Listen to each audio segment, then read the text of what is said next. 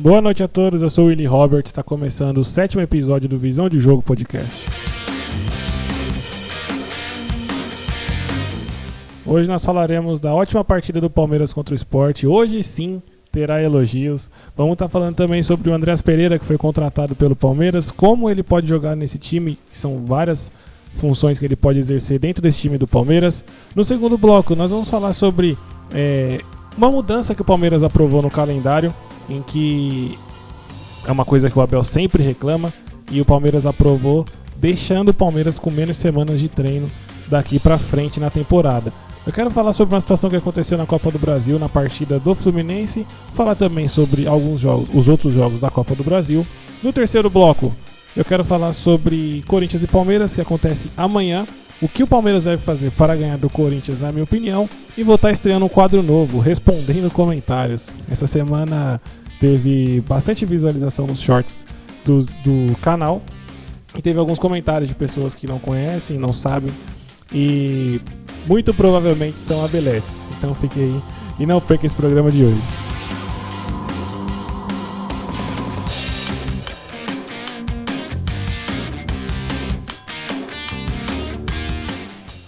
Vamos lá, esse é o 7º episódio. Obrigado a todos que se inscreveram nessa semana.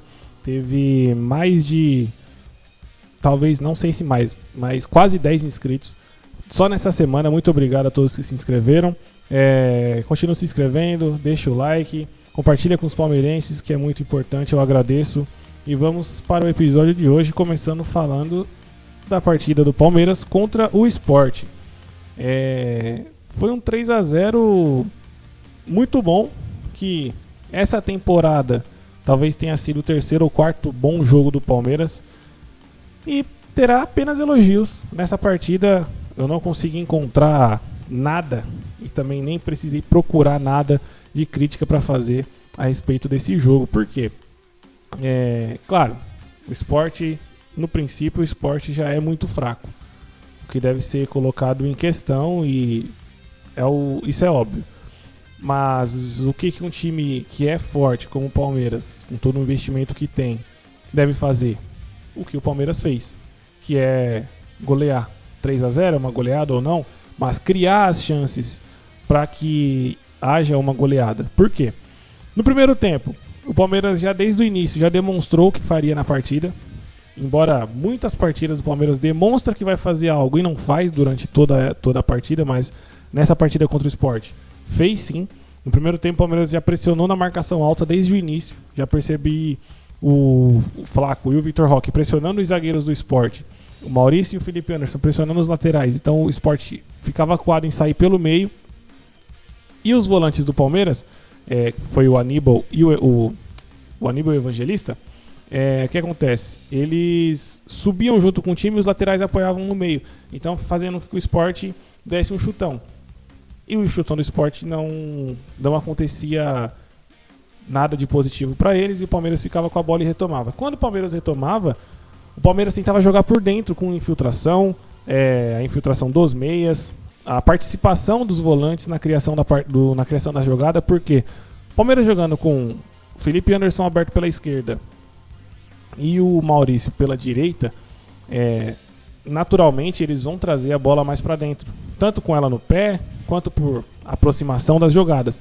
Aí que está a questão principal. Os dois laterais do Palmeiras participaram das jogadas, participaram muito do jogo ofensivamente. Ou seja, dá essa possibilidade dos meias infiltrarem, jogarem por dentro, procurarem tabelar, até porque você tem dois atacantes que se movimentam muito bem, sabem fazer pivô, sabem dar passe de primeira, criar jogada. Inclusive, o primeiro gol foi assim. Foi uma atrapalhada da defesa do Sport, mas o Palmeiras rapidamente tocou pra frente, se movimentou. Se eu não me engano, o Maurício tocou pro Vitor Roque, que de primeira deu o passe pro Flaco Lopes. Mas quando você vê a jogada, tem uma câmera de trás que pega o chute do Flaco Lopes. Você vê o princípio da jogada, começando, claro, com o erro do Sport. Os jogadores do Palmeiras se movimentando. O Felipe Anderson estava próximo, ou seja, ele não estava preso na ponta, Maurício preso na outra e os dois atacantes batendo cabeça. Não, estavam juntos. Estavam todos juntos. Então, esse tipo de jogo, esse 4-4-2 que eu vou estar falando mais pra frente, é muito positivo pro Palmeiras. É muito positivo, mesmo com esses jogadores, é muito positivo. É uma prova que dá para ser feito, e o Palmeiras soube enfrentar uma equipe mais fraca, que é uma dificuldade que o Palmeiras tem já há alguns anos. Soube enfrentar uma equipe mais fraca, criou várias oportunidades e fez os gols. E não sofreu defensivamente. Em nenhum momento sofreu defensivamente. Um dos destaques para mim foi o Kelvin, o lateral. Ele acertou 2 cruzamentos no primeiro tempo que dificilmente você vê o Giai acertar. Claro que tem a questão, se o Abel libera o Giai para subir tanto quanto o Kelvin, mas assim, particularmente pensando aqui, né? Não faz muito sentido o Giai com 1 ano de clube não ter uma liberdade ofensiva e o Kelvin com 1 mês já tê-la. Então eu acredito que seja da característica do próprio jogador. Eu entendo que o Abel, sim, em outras vezes, nas maioria das vezes, segura muito o lateral, querendo fazer uma linha de 3 com o Giai. Na Copa do Mundo mesmo foi assim. E liberava só o Piquerez, e houve, principalmente nessa partida, e com essa formação já venha tendo essa mudança mais ofensiva. Ele deu essa liberdade para os 2 laterais subirem. E os 2 laterais foram muito bem. Eu dei esse destaque para o Kelvin, desses 2 cruzamentos, porque é uma diferença muito grande dos laterais que o Palmeiras tinha, que era o Mike e o Marcos Rocha, que principalmente o Marcos Rocha, que para acertar um cruzamento era um parto. O Mike ainda chegava na linha de fundo, tinha mais qualidade, mas também dificilmente acertava. E o Kelvin acertou 2 cruzamentos muito bons de difícil execução. Uma batida forte e muito assertiva. Um cruzamento foi para o Vitor Roque e o outro foi para o Flaco Lopes, se eu não estiver enganado. A partida já foi uma semana atrás, eu não me recordo muito. Então, essa mudança tática privilegia todos os bons jogadores. No podcast da semana passada que eu falei que o Abel dificultava o trabalho dos bons jogadores, nessa partida contra o Sport, ele facilitou o trabalho dos bons jogadores, mostrando que é possível sim, fazer esse time jogar futebol com a bola no pé, pressionando, ter intensidade. Eu falei do Kelvin, eu quero falar também do Piquerez. Por quê? O Piquerez não vem jogando mal, vem fazendo boas partidas, mas não vem tendo aquele destaque que ele tinha há anos atrás, quando chegou no Palmeiras. Um dos motivos para mim era a questão dele não ser mais o elemento surpresa, porque o Piquerez ele não é craque de bola, mas ele, como elemento surpresa, ele consegue se destacar e ser muito importante para o Palmeiras, ser um diferencial. Essa partida, os 2 laterais foram os diferenciais do Palmeiras, assim como os meio-campistas. Por quê? Devido a essa liberdade pros dois laterais subirem, fica muito difícil para a marcação do time adversário entender, principalmente para o Palmeiras, que tem essa qualidade de ficar virando muito jogo, dá muita dinâmica. Às vezes é ruim, às vezes é positivo. Quando você ataca com os 2 laterais, meias por dentro, você tem superioridade numérica no ataque e no meio. O lateral, eu tenho entendimento. Se o lateral não for craque, como o Júnior, que jogou no Palmeiras, Roberto Carlos, o Cafu, que com a bola no pé vai conseguir criar oportunidades, você tem que tratar ele como um elemento surpresa. Não com uma obrigatoriedade de ser um ponta, um atacante, como o Piquerez estava sendo no Palmeiras. Então, para ajudar, para facilitar a vida do próprio jogador e, consequentemente, do time, fazer o que o Abel fez foi muito importante. Liberar os 2 para subir. Às vezes, no mesmo momento, e segurando um dos meias, ficando com os 2 volantes mais atrás. Só que dando essa liberdade para os caras que tem essa qualidade. E foi para mim um dos diferenciais da partida. A subida dos 2 laterais, e os 2 jogaram muito bem, fizeram uma partida muito boa, e foi um dos motivos pelo qual o Palmeiras conseguiu apresentar um bom futebol. Felipe Anderson para mim foi outro destaque, eu quero estar falando aqui. Por quê? Estava muito bem na partida, muito bem na partida, estava muito disposto. Ele teve 3 ou 4 recuperações, se não me falha a memória. A primeira ele perdeu e ele recuperou, e outras 3 que ele estava lá atrás auxiliando o Piquerez, ele conseguiu recuperar e rapidamente ligar um contra-ataque, não com um chutão, mas ligar um contra-ataque numa saída rápida. Foram 3 ou 4 lances, assim, tudo no primeiro tempo. Ou seja, eu sinceramente, aí é feeling. Eu vi ele muito mais, nessas últimas partidas que o Palmeiras vem jogando com 4-4-2, ele muito mais disposto, como eu falei, mas muito mais animado, com um brio muito maior. Eu, sinceramente, eu acredito isso ao esquema do jogo, a maneira que o Palmeiras está se propondo a jogar agora, a partir desses últimos jogos. Por quê? Da maneira que o Palmeiras jogava antes, como eu fiz também um vídeo no podcast passado, né? Que eu falei do Felipe Anderson, da maneira que o Felipe Anderson precisa jogar para se destacar. Ou melhor, da maneira que o time precisa jogar para o Felipe Anderson se destacar. Dessa maneira que o Palmeiras está jogando, facilita o jogo para o Felipe Anderson. Então, talvez, aí é uma conjectura, talvez ele seja mais animado porque ele tá vendo que o time tá jogando de uma maneira que facilita o serviço dele. Porque ele não é craque. Ele não, repito, ele não vai pegar a bola debaixo do braço, 2, 3 e fazer gol, dar assistência. Não vai fazer isso. Então ele precisa dessa aproximação, ele precisa desse jogo coletivo com a bola no pé, com a posse, para trabalhar, para auxiliá-lo e ele auxiliar também o outro meia, os atacantes.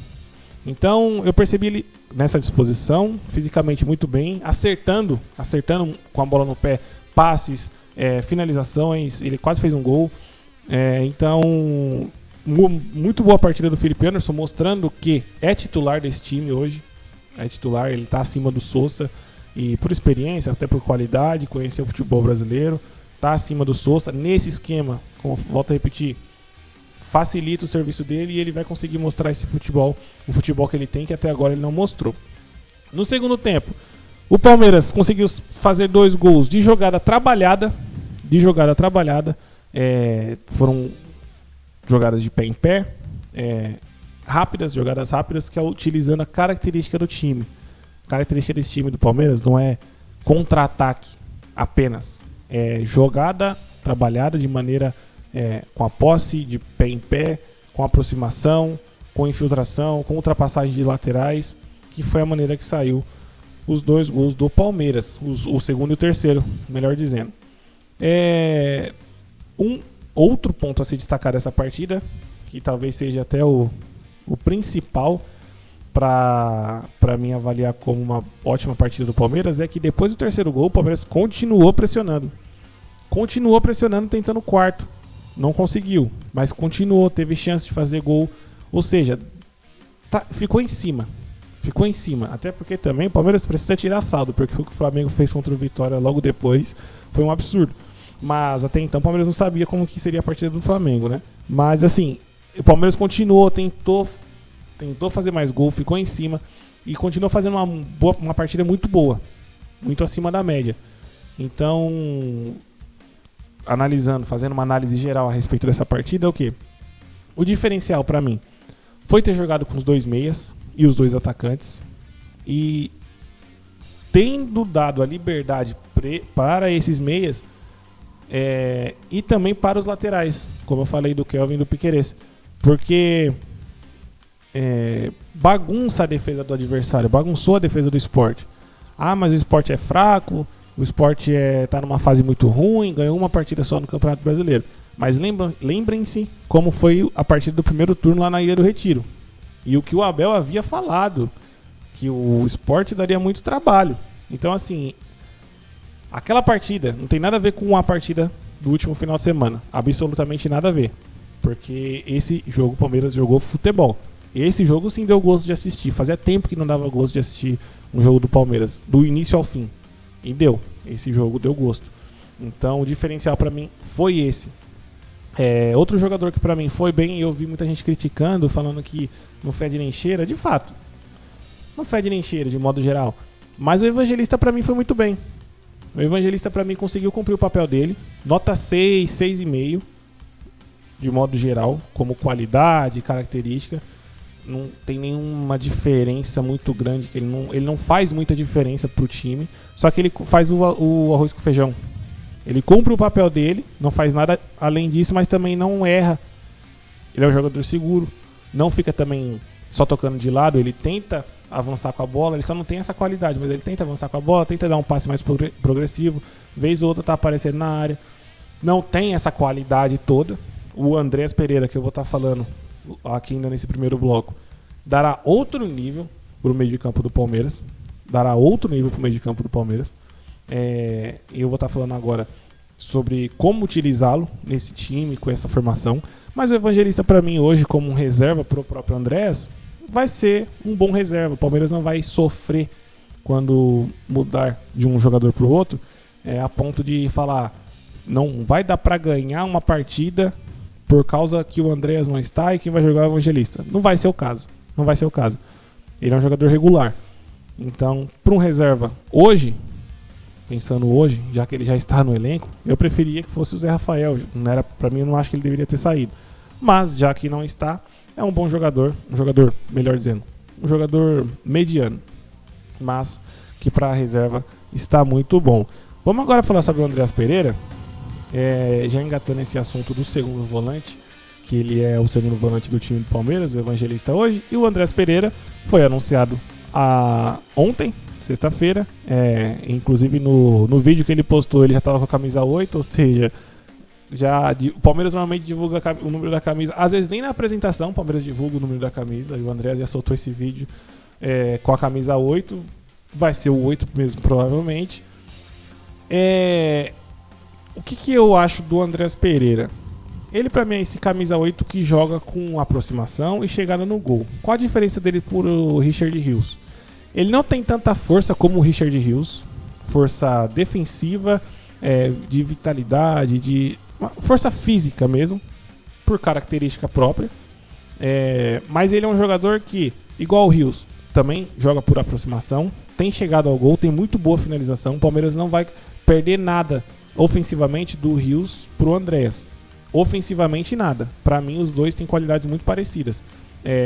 O diferencial do Andréas é que a batida na bola, o lançamento, a visão de jogo dele é melhor do que do Rios. O Palmeiras vai, em relação ao Rios, perder um pouco na questão defensiva, mas pensando nesse esquema que o Palmeiras está jogando agora, que é esse 4-4-2, ele no lugar do Evangelista vai dar muito mais dinâmica ofensiva para o Palmeiras, pela própria qualidade dele, que é muito maior, quanto também por característica. Porque o Palmeiras nesse 4-4-2, ele hoje, em linha, pensando em linha defensivamente, pela direita Maurício, Aníbal, agora o Andréas e o Felipe Anderson na esquerda. Pensando em linha, na posicionamento defensivo. Ofensivamente, o Palmeiras pode fazer uma variação para o 4-1-3-2. Para o 4-1-3-2. E aí o Andréas Pereira, como tem essa qualidade de passe, visão de jogo, finalização, ele pode ser esse 10, entre aspas, porque nesse 4-1-3-2 de você ficar com o Aníbal como primeiro volante, essa linha de 3, que ofensivamente nunca será uma linha, porque senão não dá jogada. É o Felipe Anderson pela esquerda, o Andréas pelo meio e o Maurício pela direita, os três se movimentando, tendo infiltração, chegando à área com a ultrapassagem dos laterais. O Andréas seria esse cara da entrada da área, o meia atacante, nesse 4-1-3-2 ofensivo. É uma maneira de atacar, é uma variação, para você não ficar na mesma formação, tanto defensiva como ofensiva, e ficar fácil para a marcação adversária. É um tipo de variação que te dá um jogador a mais no ataque.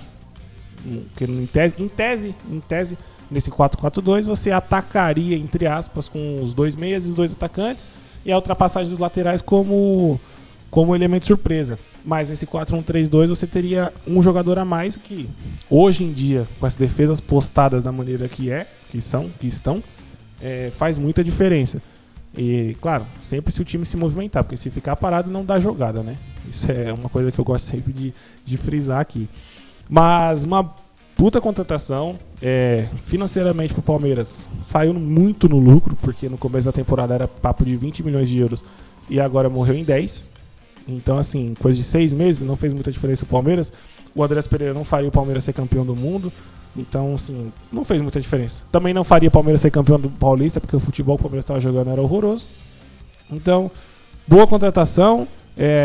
Eu vi o Fernando do Insta Verde lá do Não Importa o que digam, Não Importa o que digam, falando sobre ele ter muito culhão de ter aceitado vir o Palmeiras, e isso é verdade. Também eu compacto da mesma opinião. Porque tem que ter muita coragem. Só dele voltar ao Brasil e voltar ao Palmeiras é mais corajoso ainda. Porque ele vai ficar com isso pro resto da vida. Quando enfrentar o Flamengo, então, vai ser mais ainda. Porque a torcida do Flamengo tá louca da vida com ele. Principalmente agora que ele veio pro Palmeiras. Então, vai ser uma situação muito...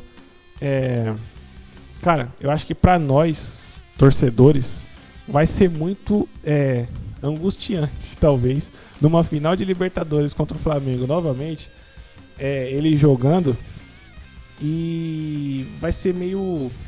Eu acho que angustiante é a palavra, com o medo dele errar, porque vai ficar na nossa cabeça e na cabeça do flamenguista a esperança, nesse caso, porque agora ele tá no Palmeiras. Então, assim, e a coragem que ele demonstrou vindo pra cá é louvável. Parabéns e espero que dê certo. Tem tudo pra dar certo. O Palmeiras, o investimento que o Palmeiras está fazendo, se é devido ao transferban não, se é devido vai ter o teto de gastos, agora fugiu a palavra, no futebol brasileiro. Se é devido isso ou não, o Palmeiras está investindo muito pra ganhar, mas também pra jogar um futebol melhor. O Andrés Pereira é um indicativo que o Palmeiras quer jogar com a bola. Ou melhor, deve jogar com a bola. Porque esses jogadores que o Palmeiras está jogando hoje, principalmente com 2 meias e 2 atacantes, é um time que não pode viver de contra-ataque, não pode viver de bola aérea. Não, para jogar com a bola no pé. Com a bola no pé. Em velocidade ou com a posse, é com a bola no pé. Então, é um indicativo. E tem tudo para dar certo.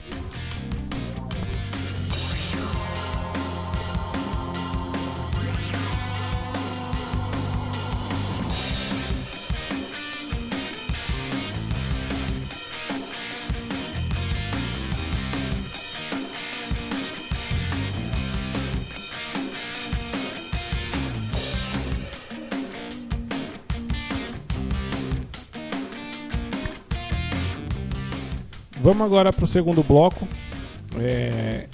Eu quero falar sobre 2 assuntos nesse segundo bloco. Primeiro é sobre a aprovação do calendário, do novo calendário do resto da temporada aqui do futebol brasileiro. O Palmeiras aprovou essa mudança no calendário e essa mudança vai deixar o Palmeiras com menos semanas de treino. Daqui para frente. O que aconteceria, né? Até então. O Palmeiras foi eliminado da Copa do Brasil. E aí, essa mudança contou com apoio e não apoio de Palmeiras e Flamengo, porque são os principais clubes do Brasil e são sempre consultados hoje em dia. Os outros clubes se doem, mas no final das contas é Palmeiras e Flamengo que opina a respeito desse tipo de coisa. Só que o Palmeiras, infelizmente, toma uma posição contrária ao que o seu treinador fala, ao que os jogadores falam, ao que a própria diretoria muitas vezes fala, que é a relação do calendário. Essa mudança vai fazer com que o Palmeiras, que teria nas semanas da Copa do Brasil nas semanas dos jogos da Copa do Brasil, teria descanso para descansar, treinar essa semana livre, hoje terá que fazer partidas, tanto as atrasadas, que já teria que serem feitas de qualquer jeito, mas adiantando jogos do Campeonato Brasileiro para chegar no final da temporada e o Campeonato Brasileiro não acabar mais no dia 21 de dezembro, como acabaria, mas sim no dia 7, talvez, não me recordo exatamente o dia, mas no começo de dezembro. Então, fica uma situação, para mim, conflitante com o que o Palmeiras fala, com o que o Abel fala principalmente, que o Abel é o cara que mais reclama do calendário já há anos no futebol brasileiro, e tem razão, porque é extremamente ridículo o calendário do futebol brasileiro devido aos estaduais. É devido aos estaduais, apenas por causa disso. Porque a diferença do calendário europeu para o brasileiro são os estaduais. Lá não tem e aqui tem. E a quantidade de jogos, se não fosse isso, seria exatamente a mesma. O time que mais fizesse jogos faria em torno de 60 jogos, pouco menos ou um pouco mais, não passaria disso. Hoje um time que vai muito bem no ano e faz todos os jogos possíveis bate 80 jogos. Se você for dividir pelas semanas, ele tem no máximo 1 ou 2 semanas livres, e olhe lá. devido à data FIFA, que aqui no futebol brasileiro não tem data FIFA, né? Então, o Abel reclama, assim, com muita razão, só que ele reclama do calendário, fala que é um absurdo, fala que não dá, que é muito difícil fazer trabalho aqui. Tudo isso ele tem razão. Só que o Palmeiras nunca se posicionou contra a CBF em relação ao calendário. Nunca se posicionou. O Palmeiras como instituição, Leila Pereira como presidente, nunca se posicionou contrário ao calendário. Todo mundo que acompanha o futebol sabe que as federações estaduais, no final das contas, é o que comanda o futebol brasileiro. Porque elas são o carro-chefe da CBF, pode-se dizer assim, elas mantêm a CBF. Quem vai para presidir a CBF sempre sai das federações. O presidente da CBF sempre sai das federações. Então, acaba que é uma coligação, eles estão todos juntos. Tem, claro, uma chapa para um lado, outra chapa para o outro, mas todos pensam igual. Todos pensam de maneira igual a respeito do futebol brasileiro. Embora um queira ir para um lado, o outro queira ir para o outro. Mas, no final das contas, é tudo a mesma coisa, igual na política brasileira. Então, devido ao Palmeiras nunca ter se posicionado contra a CBF e o Abel reclamando da maneira que reclama, para mim só prova que isso tudo é o famoso teatro das tesouras. Falam na frente das câmeras uma coisa, mas por trás estão fazendo outra. Para mim, e outra, o Palmeiras já com a Leila, não é de hoje que apoia tudo que a CBF faz. Não sei se a Leila quer presidir a CBF, se é o planejamento dela, não sei exatamente o que é, mas o Palmeiras, como instituição, não vai contra a CBF há muito tempo. Muito tempo. Reclamação de arbitragem fica tudo pro Abel. O Abel que reclama. Inclusive, diminuiu bastante da reclamação que ele tinha, né? E aí, né, se é positivo ou negativo, só estou constatando um fato. O Abel, eu vejo que em relação ao calendário, tendo em vista tudo isso, ele e a Leila é muito conversado, muito alinhado. Tudo que ele reclama de calendário é para desviar o foco. Fica provado isso. Porque não faz sentido ele ser tão alinhado com a Leila, reclamando do calendário que para ele é o principal vilão do futebol brasileiro, e a Leila, pelas costas dele, ou até na frente dele, estando contra o próprio discurso do Abel. Não faz sentido lógico, não tem um sentido lógico nisso. Só me faz crer que isso é o teatro das tesouras. Eles jogam isso pro público, tentam ao máximo desviar o foco, igual é no futebol, dentro do campo, que eu quero dizer. Ele sempre tenta desviar o foco. Quando o problema do Palmeiras é desempenho, ele fala que o Palmeiras venceu, que o Palmeiras foi campeão. Quando o problema do Palmeiras é resultado, aí ele fala que o Palmeiras já jogou bem, ou vem jogando bem, ou é a falta de eficácia. Sempre desvia o foco do trabalho dele. Pro caso do calendário, isso é uma muleta muito grande. Ele não, justamente pelo fato dele não estar errado em reclamar do calendário. Só que é uma muleta muito grande, porque quem aprova o calendário são os clubes. E aí, falando especificamente do Palmeiras, o Palmeiras não vai contra a CBF há muito tempo. Quem fala muito bem disso é o próprio Mauro César. Mauro César é um dilema também, porque eu não consigo entender. Tem vezes que ele fala coisas muito interessantes e tem vezes que não. Como todo ser humano, claro. Mas é que as coisas que ele fala muitas vezes, talvez por ele ser flamenguista ou por eu ser palmeirense, acaba afligindo muito. Me afligindo muito. Não sei.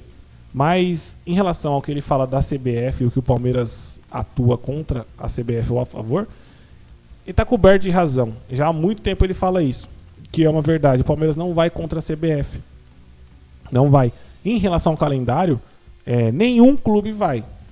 É que, neste caso específico da mudança do calendário devido às eliminações de Palmeiras e Flamengo na Copa do Brasil, o Flamengo foi contra essa mudança, mas o Palmeiras ficou a favor. Ficou quieto, não falou nada.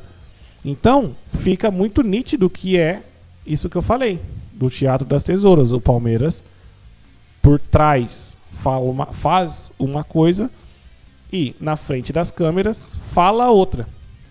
Porque falar é diferente de fazer. Infelizmente, o brasileiro, ele acredita, ele tem crenças muito abstratas. Tudo que as pessoas falam é exatamente o que elas são na cabeça do brasileiro. Sendo que, na verdade, o que importa são os fatos, são o que a pessoa é, ou são o que a pessoa é, o que ela faz ou deixa de fazer, não o que ela fala. Principalmente quando se trata de político, quando se trata de treinadores de futebol, no meio do futebol de modo geral. As coisas ficam muito no discurso e infelizmente o brasileiro não se atenta ao fato, ao que os olhos dele mesmo diz. Porque não tem como eu estar vendo uma coisa e o cara tá vendo outra. A coisa que está acontecendo é uma só. Não tem como ele achar, a partir daquele fato, ele achar várias coisas distintas. Não tem como. O fato é aquele. Então, em relação a isso, do calendário, eu tenho essa análise. É um desvio de foco, a reclamação do Abel. Embora ele esteja certo, volto a repetir, ele esteja certo em reclamar. Como o Renato também reclamou na partida contra o Bahia na Copa do Brasil. Está certo em reclamar do calendário. Mas o que esses caras, o que esses treinadores, os jogadores, os clubes estão fazendo para mudar esse calendário? Eles estão se recusando a jogar o estadual? Não estão. Por que será que eles não estão? Será que alguns desses ou todos eles têm rabo preso com as federações? Será que eles não podem deixar de jogar devido a contratos sigilosos? Ou será que eles não podem, e o deixar de jogar que eu falo não é parar de participar da competição, mas sim colocar base, virar uma nova Copa São Paulo, o Campeonato Paulista. Para os clubes grandes seria fundamental para o decorrer da temporada. Mas será que pode? Será que eles conseguem fazer isso e não perder poder político? Será que se eles fizerem isso, o time vai começar a sofrer com erros de arbitragem contra ele? Será que vai começar a acontecer esse tipo de coisa? É o que parece. Porque não adianta você reclamar de calendário ano após ano, enquanto a sua presidente está lá assinando lá, ano após ano, a assinatura, não, o calendário está bom, o calendário está perfeito, vamos assinar aqui, enquanto o treinador está reclamando, a gente por trás aqui está assinando e deixando tudo a par. É o que o próprio Rica Perrone fala já há alguns anos, ou desde sempre na verdade, que eu acompanho ele há alguns anos, que eu vejo ele falar. Os clubes são o maior culpado. Não adianta os clubes virem chorar. Não adianta. Eles são os maiores culpados porque eles assinam. Então, como eu falei, não adianta o Abel ficar chorando, reclamando, enquanto a Leila está assinando nas costas dele. Que não é nas costas, na verdade, né? Vamos falar agora aqui da Copa do Brasil. Ocorreu os primeiros jogos das quartas de final. O Atlético Mineiro perdeu em casa para o Cruzeiro. Para mim já está eliminado. O Vasco empatou em casa 1-1 com o Botafogo. Para mim o jogo está aberto. Atlético Paranaense perdeu para o Corinthians em casa e também para mim já está eliminado. E Bahia e Fluminense é onde ocorreu um assunto muito curioso. O Bahia venceu o Fluminense por 1-0 sem jogar nada. Eu assisti essa partida, o Bahia não jogou nada. O Fluminense estava melhor na partida, mas o Fluminense não fez o gol. O Bahia fez o gol.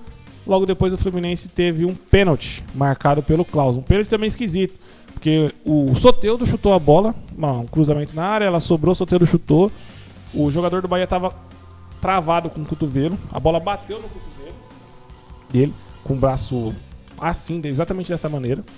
E o Klaus, a bola passou, coisa de 2 ou 3 segundos, o Klaus apitou.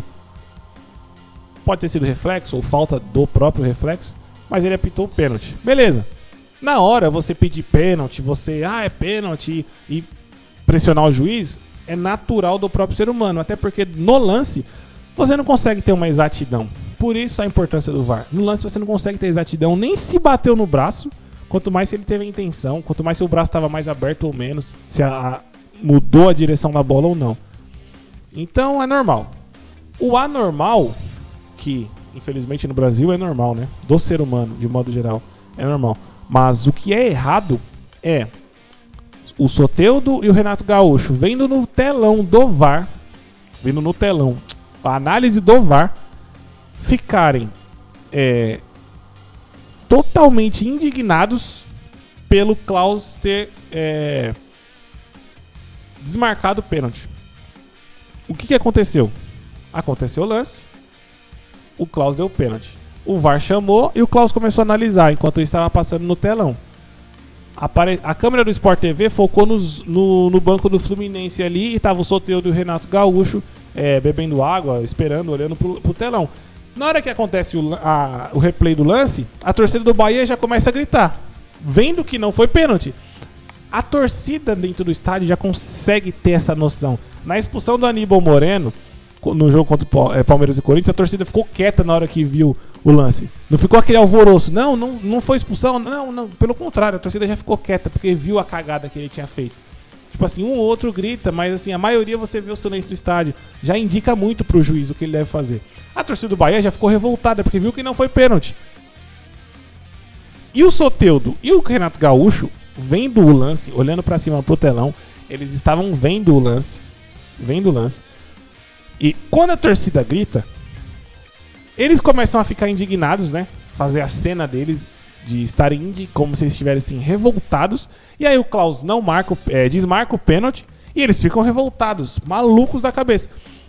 E tudo isso, toda essa cena é pra enganar o árbitro e ganhar vantagem em cima disso, em cima de um lance que não foi. Tanto é que eu acho que na coletiva ele nem falou disso. Eu vi um pedaço da coletiva do Renato, eu não vi ninguém perguntando disso. Não sei nem se também viram, se perceberam isso que eu percebi. E é engraçado que é uma coisa, pra mim, é uma coisa muito desonesta. É muito desonesto você, que nem eu falei, é natural na hora do lance você pedir. É natural, isso é normal, você não tem certeza, você pede pra tentar. Mas com o VAR, você tá olhando o lance. Não tem como você olhar aquele lance e falar, não, foi pênalti. Não tem como você olhar e falar que foi pênalti. É desonestidade. E aí, é uma desonestidade que eu quero dizer, não que os dois são ladrões, não. É uma desonestidade intelectual. É uma coisa que corrói o ser humano brasileiro. Fala do brasileiro especificamente, porque olhando pela ótica do futebol, nos outros lugares do mundo não acontece isso. Não acontece nem um pingo disso. Mas no futebol brasileiro é o mais comum. Inclusive, né? Quando o Rodrigo Caio foi falar pro juiz que não tinha que o Jô não tinha feito a falta, o Rogério Ceni, reza a lenda que o Rogério Ceni dentro do vestiário comeu o fígado dele. Falando que ele não podia, que ele tinha que ganhar vantagem em tudo, porque era clássico. É o que reza a lenda, né?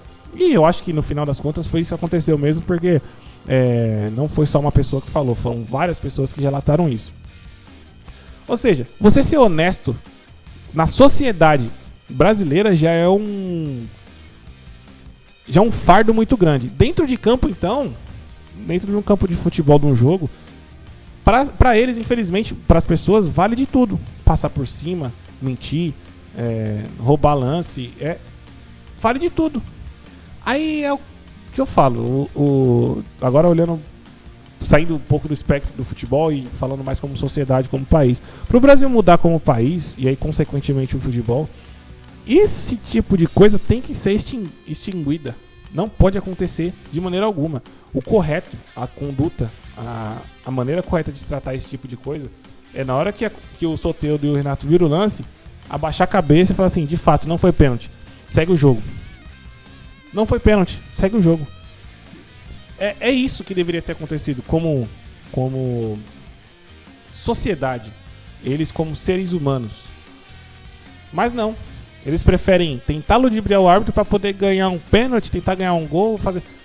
Cara, eu já tô ficando de saco cheio já desse tipo de coisa. No futebol brasileiro é consumido isso, é consumido e é fomentado, essa é a palavra correta. É muito fomentado isso. Para quem joga futebol, profissionalmente ou não, é muito fomentado isso. De tentar ganhar vantagem em tudo, pedir falta que não foi. É muito fomentado isso. E, de fato, isso é o que mais prejudica o futebol brasileiro. Não é o calendário, não é nada disso. É exatamente esse tipo de desonestidade intelectual que acaba prejudicando o futebol brasileiro, parando o futebol brasileiro. Até porque quem tem esse tipo de desvio de caráter na questão intelectual não tem moral, não consegue pedir mudança melhor em nada. Nenhum tipo de coisa. Em calendário, em nada, porque não se dá o exemplo. Não se dá o exemplo. Então, esse tipo de pessoa não consegue liderar pelo exemplo e faz esse tipo de coisa e acaba ficando só replicando, acaba só replicando coisas ruins e acaba não tendo moral para tentar mudar nada no futebol brasileiro e infelizmente caminha para ficar cada vez pior, cada vez pior.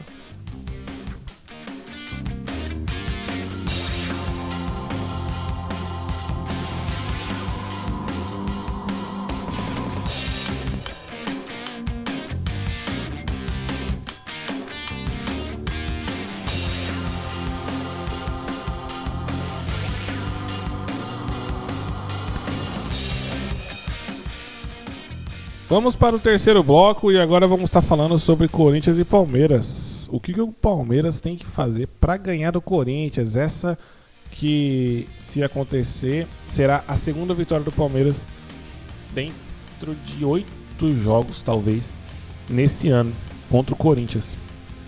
Acho que essa é a 8ª partida, se eu não estou enganado, 8ª ou a 7ª. E o Palmeiras só ganhou do primeiro turno. O que o Palmeiras deve fazer, na minha opinião? Fazendo uma análise rápida do time do Corinthians, e aí o time do Corinthians com o Dorival ou com o Ramon Dias, pra mim sempre foi o mesmo, porque o que muda muito ali é a questão de brio, de vontade dos jogadores, de pagamento de salário em dia, né? Isso é o que tá fazendo muita diferença pra eles. Mas como time, o esqueleto é o mesmo, porque o time do Corinthians se baseia muito, primeiro, no Hugo Souza, que é o goleiro titular, capitão do time e capitão moral, né, do time. A defesa, laterais, zagueiros, volantes, não tem nenhum pilar. Os volantes, se contabilizar que o Martínez e o Carrilhos não são volantes, né, ou são, porque jogam abertos, mas são mais volantes do que meias, né. Digamos que eles são pilares também, mas principalmente o time do Corinthians se move a partir do Depay, do Garro e do Yuri Alberto. São os 3 principais jogadores, talvez únicos jogadores do Corinthians que mais fazem a diferença. Nesse jogo, quem vai jogar, talvez apenas quem jogue seja o Depay. Então, talvez jogue esse tal de Guinegão, que está fazendo bastante gol. O Romero talvez jogue, porque o Yuri e o Garro, se eu não me engano, estão machucados. O Depay está se recuperando, talvez jogue essa partida. O time do Corinthians tem uma peculiaridade que é a questão de ter bons meias, que é o Depay e o Garro, e dar liberdade a eles. O Corinthians dá liberdade para esses meias criarem, se movimentarem de um lado ou de outro, pelo meio, se infiltrarem, se comunicarem dentro da partida. E o Palmeiras tem extrema dificuldade quando enfrenta esse tipo de time, porque não sei se é porque o Abel gosta de fazer só marcação... não gosta de fazer marcação individual, só marcação por zona. E aí marcação por zona com jogadores que são muito qualificados, você acaba falhando muito, porque se você der um bote errado, e normalmente você vai dar um bote errado contra jogadores qualificados, você deixa muito exposto a sua própria marcação. Então assim, Palmeiras normalmente tem muita dificuldade quando enfrenta esse tipo de time, que é o Corinthians, que é o Flamengo, que foi quando enfrentou o Cruzeiro, o Matheus Pereira flutuava dentro de campo, o Caio Jorge também, para um lado, para o outro. Então o Palmeiras apresenta esse tipo de dificuldade. O que eu acho que o Palmeiras tem que fazer para conseguir defensivamente sair por cima, se sair bem contra o Corinthians? Eu acho que o Palmeiras tem que revezar uma marcação individual em cima do Depay. E aí revezar essa marcação individual que eu falo é o quê? Como o Palmeiras joga com o Aníbal ou o Emiliano junto com o Evangelista, os dois lado a lado, hoje nesse 4-4-2, eu acho que se o Depay cair para um lado, o Aníbal cair para a direita, o Aníbal pega. Se cair para a esquerda, o Evangelista pega. Se cair pelo meio, vai depender da ocasião, ou um ou outro vai pegar. Mas tem que revezar uma marcação individual, eu acho, nele, porque já foi provado que se deixar ele livre, essas partidas que o Palmeiras perdeu pro Corinthians foi o cara sem jogar absolutamente nada na partida, sumido.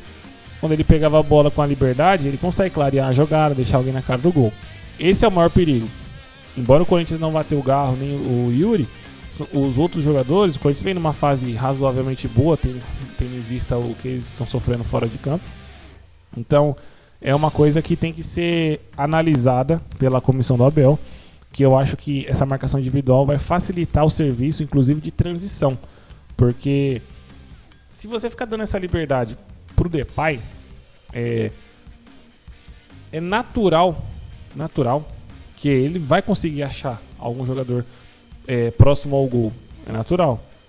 Mas essa marcação individual já faz com que dificulte o trabalho dele e sempre tem alguém na sobra.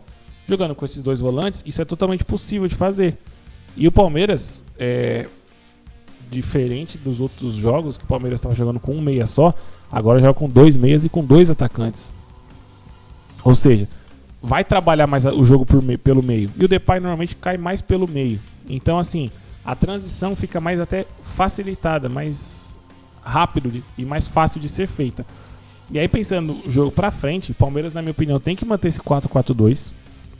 Tem que jogar exatamente da maneira que jogou contra o Sport, porque é aí que o Palmeiras vai conseguir se sobressair, porque vai ter jogado com a bola, vai ter pressionado saída de bola, sufocado o Corinthians, porque o Palmeiras é muito melhor que o Corinthians. Tem que repetir isso, é muito melhor do que o Corinthians. É inadmissível esses últimos jogos do Palmeiras contra o Corinthians, é inadmissível. E então, jogando dessa maneira, mantendo esse 4-4-2, jogando com os meias, se aproximando dos atacantes, ultrapassagem de lateral, não tem como o Palmeiras não ganhar. É simples, não tem. Por quê? Jogando dessa maneira, você consegue atrair o time do Corinthians de uma maneira diferente, que não está acostumado a enfrentar o Palmeiras. Porque o Corinthians dá muito espaço na sobra da marcação. Desde o Ramon Dias, ano passado, que o Palmeiras, que pra mim era a partida mais fácil da história do Palmeiras, que foi contra o Corinthians no Campeonato Brasileiro, o Palmeiras acabou perdendo de 2-0, mas no primeiro tempo teve 10 chances de gol. O que acontecia? O Corinthians pressionava no meio de campo ali, tentava pressionar no meio de campo, ou melhor, o meio de campo do Palmeiras. Não conseguia. O Palmeiras conseguia sair em 2, 3 toques rápidos, saía, ligava o Estevão. O jogo, a tônica do primeiro tempo todinho foi essa. 2, 3 toques rápidos, sobrava espaço nas costas entre o volante e o zagueiro. O time do Dorival ainda continua exatamente a mesma coisa. O problema é que o Palmeiras não estava fazendo esse tipo de lance, não estava construindo esse tipo de lance. Aí não consegue criar chance de gol e ainda assim defensivamente ficou dando espaço. Ou seja, o Corinthians dá esse espaço na sobra da marcação. Portanto, eu enxergo assim: o Palmeiras jogando com 2 meias, tendo a presença dos laterais, dos atacantes, 2, 3 passes em criação, em progressão, você já consegue sair, se desvencilhar do volante e ficar mano a mano com o zagueiro. Ou estando pelo lado, com mano a mano com o lateral, ou por dentro. E aí pode sair esse tipo de jogada. Igual aconteceu do Palmeiras contra o Sport, do Vitor Roque, do Maurício achar o Vitor Roque dá aquele passe de primeira pro Flaco Lopes. 2, 3 passes no miolo da área para você finalizar, jogadas rápidas para você sair na cara do gol. Esse é o tipo de jogada que o Palmeiras tem que construir contra o Corinthians, porque o Corinthians dá esse tipo de espaço. É só assistir a partida do Corinthians contra o Flamengo. No Brasileirão, o Flamengo fez 4-0, se eu não me engano. Jogadas desse tipo. Porque o Corinthians dá muita sobra, ou melhor, dá muito espaço na sobra da marcação. Quando você sai de um jogador, você consegue ter muito espaço nesse bloco entre volante, nesse buraco entre os volantes e os zagueiros. O Palmeiras tem que aproveitar isso. E até por isso a importância de você utilizar e dar liberdade para os meias. E ponto principal: tem que ser letal e não tem que ter dó. Tem que criar e tem que fazer. Criar e fazer. Esse é o jogo para o Palmeiras poder, daqui para frente, pensar de fato daqui para frente. Esquecer totalmente o que passou essa temporada. Tem que fazer 3-4-0 para colocar o Corinthians no lugar dele e não dar asa à cobra mais do que o Palmeiras já deu. Isso é fundamental, esse jogo de amanhã. É fundamental fazer isso. É criar chance e já fazer desde o início. Pressionar. Porque esse de fato é o jogo da temporada pro Palmeiras a partir de agora. O que passou, já era.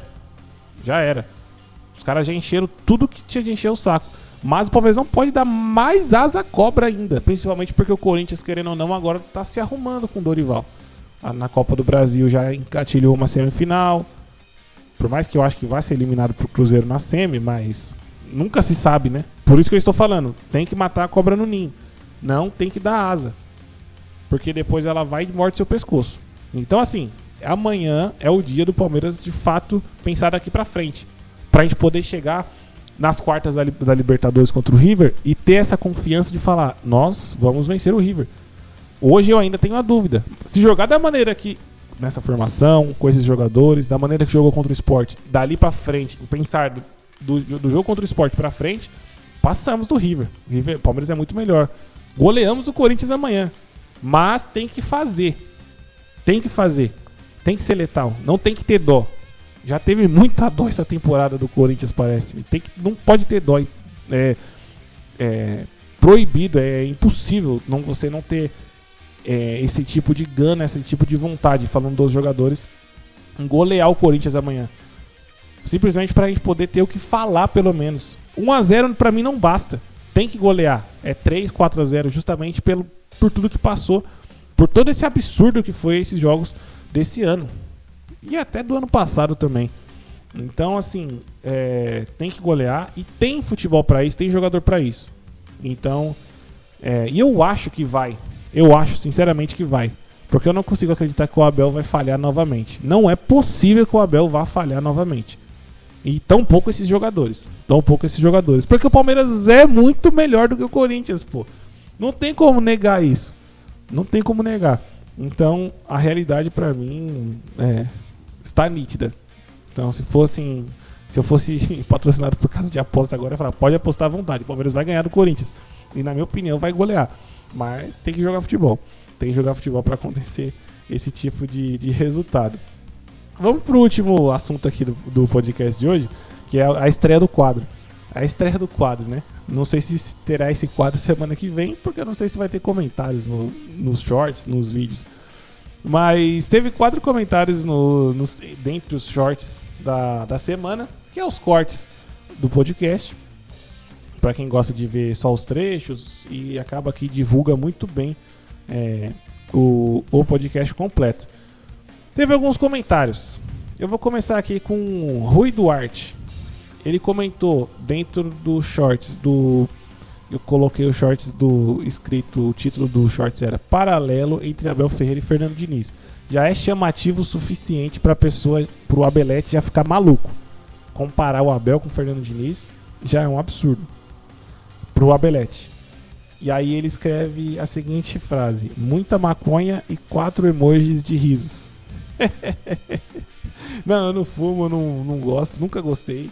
E é um paralelo, é apenas um paralelo. O que eu falei no programa e o corte que teve nos shorts era a respeito do Fernando Diniz ter a coragem que o Abel não tem. Se o Abel apresentasse desde sempre a coragem que ele apresentou contra o Sport, eu nem traçaria esse paralelo. Mas eu tracei justamente porque o Fernando Diniz, pra mim, tem a coragem que um treinador de um time como o Palmeiras tem, com um time que o Palmeiras tem hoje, enquanto o Abel não tem. Então esse foi o paralelo que eu tracei. Mas eu não fumo, não gosto, e então ficou só na resenha mesmo. Outro comentário, e aí foi nos shorts Foi nos shorts onde eu coloquei no título: Abel é o treinador mais defendido da história. Ele escreveu a seguinte frase: modinha é quem quer demitir um técnico porque perdeu do rival. Não sabe perder, dá nisso. Ele escreveu exatamente com essas palavras, porque eu falei que os modinhas defendiam muito o Abel e a mídia também. Mais ou menos isso foi o que eu falei. E ele falou isso. Eu acho que tá mais do que explicado, tanto no podcast, tanto nos shorts, que o motivo de eu ter falado que eu queria que o Abel saísse não é porque simplesmente perdeu pro Corinthians. Não é simplesmente por causa disso. É devido ao desempenho. A falta do desempenho nessas partidas. Que Não tem, é uma variável, você vencer ou não, ou você vencer, empatar ou perder, são variáveis. Mas o desempenho não é. Você consegue fazer boas partidas com regularidade. E o Palmeiras não consegue. Então, jogo após jogo, clássico após clássico, você não fazer boas partidas, pra mim, com o elenco que o Palmeiras tem, a diferença e tudo isso que já foi citado e todo mundo sabe, tá cansado de saber, pra mim é indefensável. Pra mim é indefensável. Agora, a questão não é você não saber perder. Até porque eu tô cansado de perder. Ano passado o Palmeiras já perdeu. Esse ano o Palmeiras já perdeu. Será que é muito se contentar? Ou melhor, será que não é muito pouco se contentar com isso que o Palmeiras está apresentando, tanto de futebol quanto de resultado? Será que eu tenho que aceitar o Palmeiras perder para esse Corinthians? Eu tenho que aceitar o Palmeiras perder para esse Corinthians? Só porque o Abel sabe o que faz? Só porque o Abel tem um plano? Isso é... Desculpa, mas isso é balela. Isso é balela. Então, pra mim, o que o chefe Jaca comentou tá totalmente fora de questão. Outro comentário aqui foi do Renan Fernando. Ele comentou nos shorts que eu escrevi no título Estilo Abel Ball 2025. E aí, pra quem é das antigas, da época de 2016, sabe o que era o Cuca Ball, né? Aí agora virou o estilo Abel Ball, que eu coloquei. Ele colocou 5 emojis de riso e escreveu: vire técnico, amigão. Eu até tentei, uma época, fazer a faculdade de educação física, mas pra mim não deu muito certo. A questão da faculdade, muito tempo, muita encheção de linguiça pra virar, poder fazer uma pós, pra depois poder fazer o curso da CBF, é muita grana, é muito trampo, sendo que o cara às vezes só virou jogador, jogou 2, 3 temporadas no profissional, já consegue virar um treinador com o curso da CBF. Então, eu acho uma dificuldade, uma extrema dificuldade você ser treinador no futebol brasileiro. Exige muito esforço, muita grana, que não vai te garantir absolutamente nada. Não é um esforço, uma grana que pra você conseguir uma profissão normal. Então, assim, é muito contato, é muita amizade, muita relação, uma coisa que pra mim foge do meu escopo. Mas eu vou te falar que se eu virasse técnico eu tinha boas ideias para esse time do Palmeiras, cara. Inclusive eu já apresentei algumas delas em alguns podcasts passados. Não sei se foi no 4º ou 5º episódio, que eu fiz até o time base e expliquei mais ou menos como esse time funcionaria se eu fosse treinador. Nesse mesmo shorts do estilo Abel Ball 2025, o Adriano Duarte também comentou: esse entende muito de futebol. Sendo irônico, com certeza. Cara, pra mim eu entendo muito de futebol. Não tudo. Isso é óbvio, não tudo.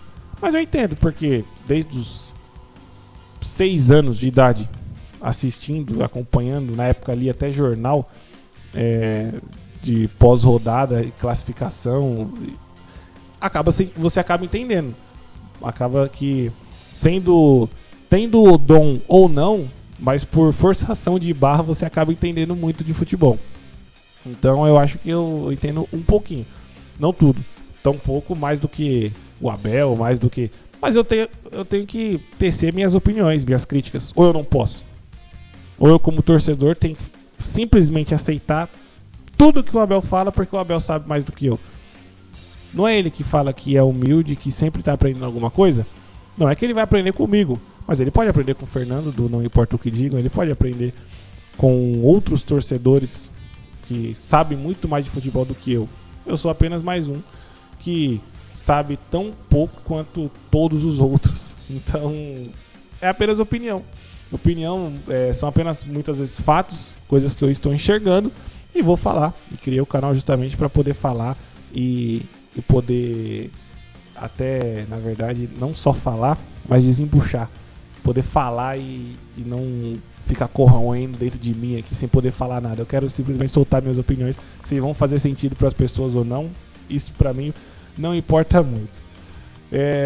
Mas tá certo, esse foi o 7º episódio do Visão de Jogo Podcast. Para você que acompanhou até aqui, muito obrigado. Se inscreva no canal, deixe seu like, compartilha com os palmeirenses e até sábado que vem, se Deus quiser, estaremos aqui novamente. Muito obrigado e amanhã é 3-0 pro Palmeiras.